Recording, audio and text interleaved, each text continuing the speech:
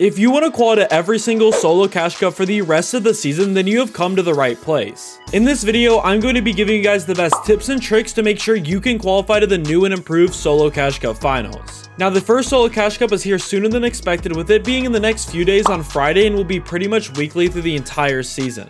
Now, real quick, if you do find this video to be helpful, please feel free to like and subscribe as we are on the road to 2,000 subscribers. So the first thing I want to start off with is, what is the Solo Cash Cup? The Solo Cash Cup is a solo tournament where there is 2 rounds. The Opens round, which is available to everyone, is you have 10 games to qualify and you have to get in the top 600 on your region, which is the exact same as last season. Now, along with this change, they have decided to keep the format from last season where you get 60 points for a win and placement starts at top 50, and also kills are worth 2 points again. And this means placement is still very important to be able to qualify. Now, if you want to be able to qualify, you need to be playing out every single game that you can while going for some elimination points, but you can do most of that in the end game.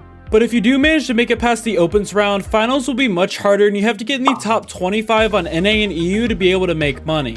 This is going to be very hard to do this season, as you need to be playing for the win while also getting a couple decent kill games if you want to make earnings this season. But I can assure you that if you listen to this video, you can at least make your first solo cash cup finals to be able to compete for the money. So now let's talk about your game 1 strategy and the importance of this game in Opens. Firstly, in your first game, this is likely to be the lowest elo lobby that you're going to play the whole tournament, because you can get put in this game with anyone. There's tons of players playing this, so most people are likely to be bad in this game. Now, if you are a confident fighter, you should be able to take advantage of this first game and go for some kills, but don't worry, if you're not, then you can still play safe and get a ton of points, since remember, it's 60 points for a win. But in your first game, if you do die of spawn, do not panic, as you have little to no points, so you should still be in really low elo, so your next game shouldn't be too terrible. So in this first game, you should be aiming for a top 5 placement, as that will guarantee you a ton of points. And I have found the best way to do just that way, also getting some kills. So basically, you need to start about 5 minutes late, so then you'll be in a game with some of the people who died of spawn, and most of the time they won't be that good.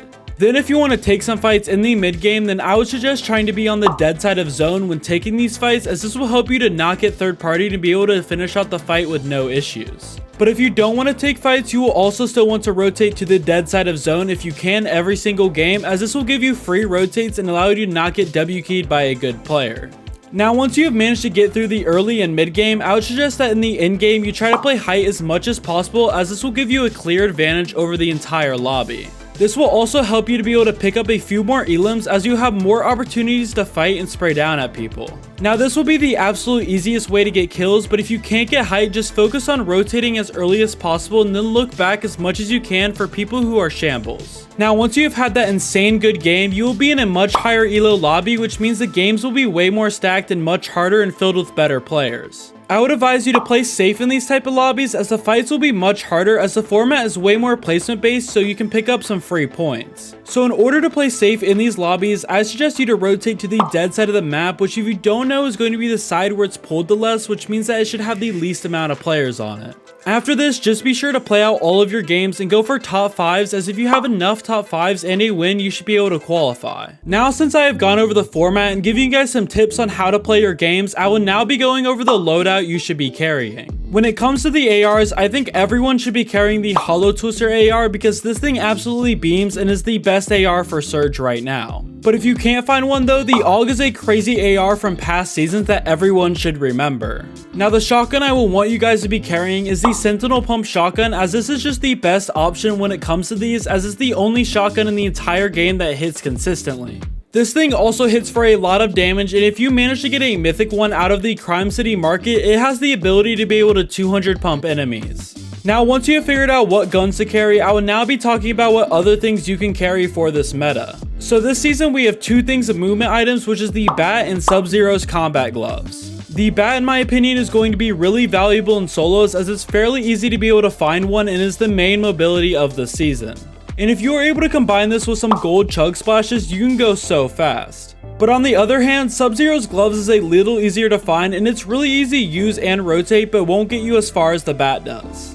Now, with your final 2 slots, you need to be carrying heals, and in these opens, I would suggest you to carry a Chug Jug or Splashes, as the Chug Jug heals for 200 HP of any kind, and the Splashes are quick, fast heals that are also mobility at the exact same time. Also, one quick thing they just added this season are brand new Boons. These are pretty good, as you could just get them out of normal chests. The Vulture boon reveals where enemies died on the map. The Gold Rush boon gives you the Gold Rush effect when you break chests. The Adrenaline boon gives you the slap effect when you mantle. The Gold Ammo boon gives you the Gold Rush effect when you pick up gold bars. And finally, the Greed boon gives extra gold bars when you eliminate someone. I promise you guys that these boons this season can be really good at times and definitely something to be aware of. Now, since I just went over the best new meta loadout, I would now be going over drop spots. This will be very important to you if you want to qualify, as having a good drop spot can make or break your entire tournament. It will be the decider on how much loot you get and the quality of your loot.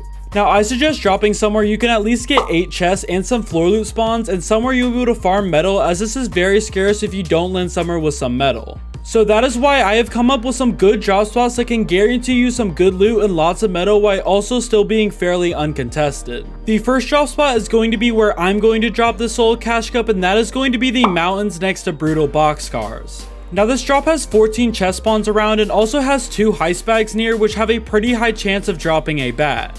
This drop, from my experience, will not be contested in most games, but you might have an off game where you are contested, but as long as you have a better drop, you will win 90% of the time.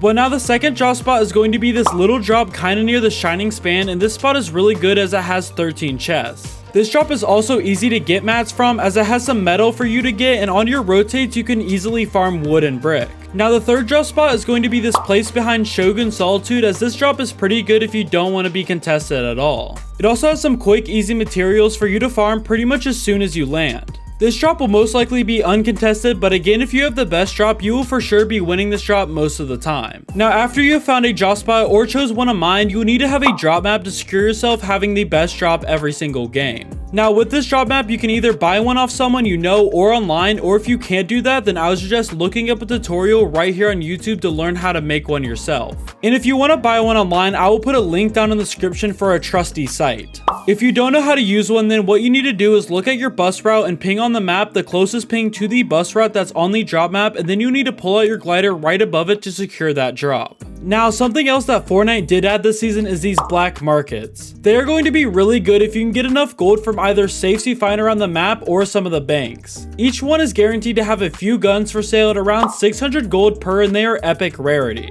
These also have quick, easy heals to get, as they each have big pots and medkits, but the Magic Mosses one also has these gold chug splashes. And I promise that if you can get enough gold, this can change your whole game around at times. Now, in this video, I'm pretty sure I have covered everything you need to know about qualifying for your first ever Solo Cash Cup finals and be consistent with it. I hope this video taught you well, and hopefully you can finally qualify this season.